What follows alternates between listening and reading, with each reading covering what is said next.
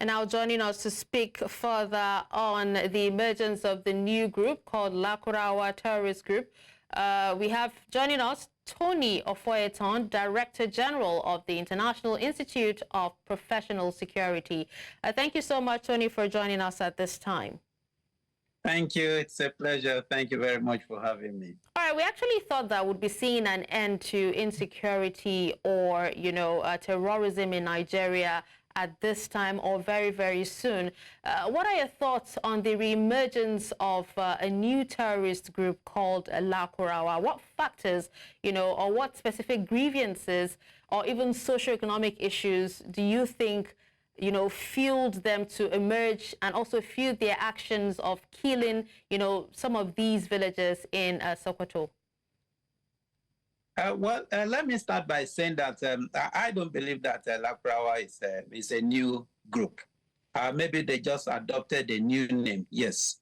That they are a new group, no. You will remember that there was a time that we had issues in Sokoto State.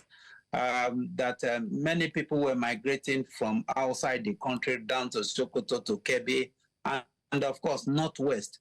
But because they came surreptitiously and they came uninjurious, the religion accepted them, the people accepted them culturally, religiously, and those were the surreptitious means through which they entered into the community. Don't forget that at the wake of terrorism, you remember that Boko Haram was just a sect. Subsequently, it was divided into two. You have the Ansaru group and you have the Boko Haram group.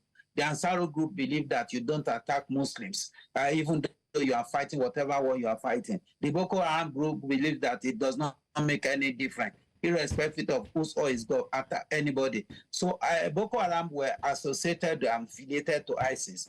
Now, the Ansaru group were associated and affiliated to Al-Qaeda. Now, subsequently, they actually migrated to the northwest that we are talking about today.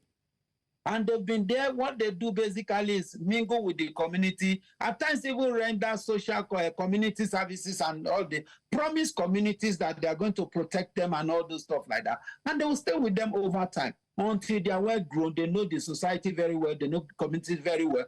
They begin to collect communal taxes and all those stuff like that. Now, as we speak, they have grown to the extent of adopting a name for themselves. And that is what we are seeing now. It's not, to me, it's not new. Unfortunately, the local communities, the chiefs, the emirs there, they were not, they were not careful enough, let me use that word, because when people come on the ground of religion and enter your community, it behoves on you to be able to take certain steps to make sure that peradventure they become something that you do not want them to be. That is one part of it. But the other, which is a major part, is what has been the role of customs, Nigerian customs and immigration, vis-a-vis foreigners entering this country and staying in this country for such a long time. We have more than 2,000 illegal routes in this country. And customs has been able to publicly identify the fact that we have more than 2,000 illegal routes in this country. To what extent have they been able to reduce those illegal routes? If you go to this Sokoto borderline that we talk about, it's just like a normal business moving from Nigeria to Niger. It doesn't make any difference. There's no check, nothing. No major security check or apparatus to show that this is international boundary. And that is what you see predominantly in the northern part of the country. Maybe because they share good religion and language with the Nigerians and the like, and they see them as brothers. But when it comes to international boundaries, it goes beyond brotherhood and all those stuff like that. Now that Nigeria is not in good relationship with Niger as it were, now we are now seeing this group metamorphosing into a terrorist group. And the argument was that they came from Mali, they came from Niger and all those stuff like that. They are not new. But the question is this: what will the state government do differently now that we quickly and very speedily be able to... That is exactly what I was actually going to ask next, because you did say that you don't believe that this is, an emergence of a different group, but, a previous group that actually decided to change their names. And I was actually going to ask, if we would see another failure in the government's immediate response, to this particular group, considering that they've actually started killing.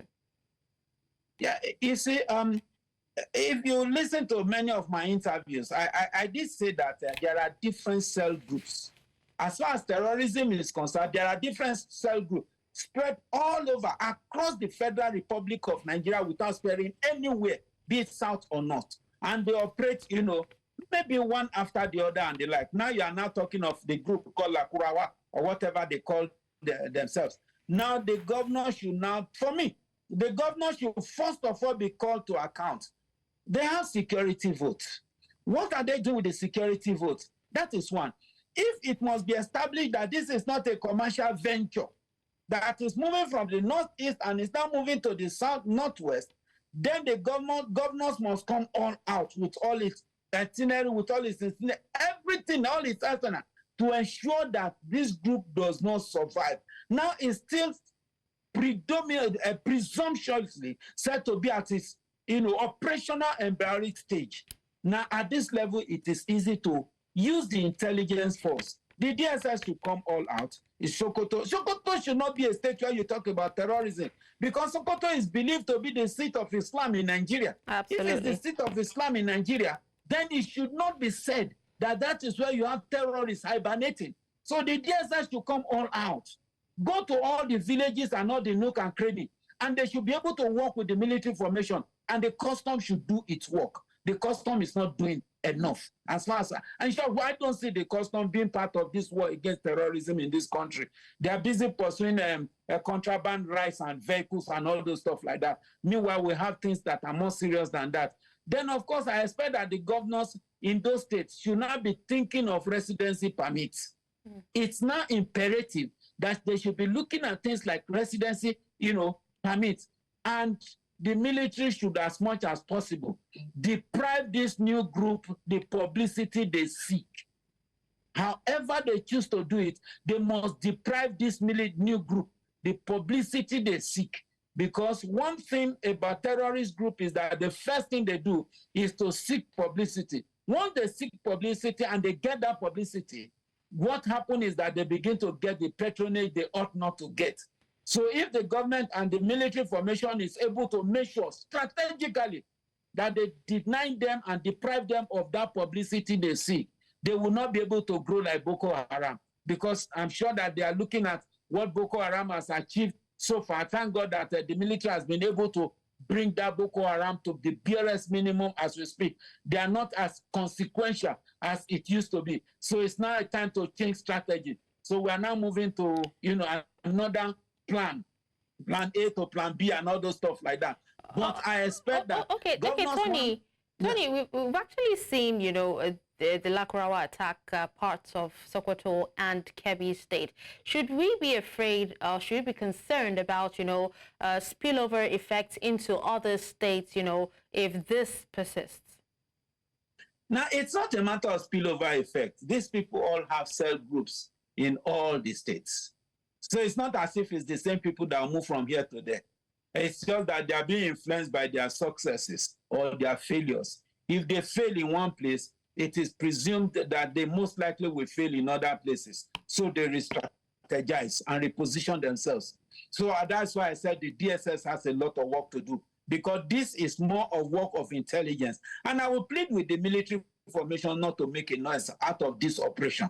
They don't need the noise. They can quietly wipe out these people without making a noise. They have the capacity to do it. They have the capability to do it. They don't need our ovation. All they need is quietly, without making a noise. Because the more you make noise, the more you will be receiving, a destructive opinion, destructive cries, and all those stuff like that. You now begin to hear people like Amnesty International, that so some of us we see them as, agent provocateur, as far as the war against terrorism in Nigeria is concerned. Begin to make a noise and all those stuff.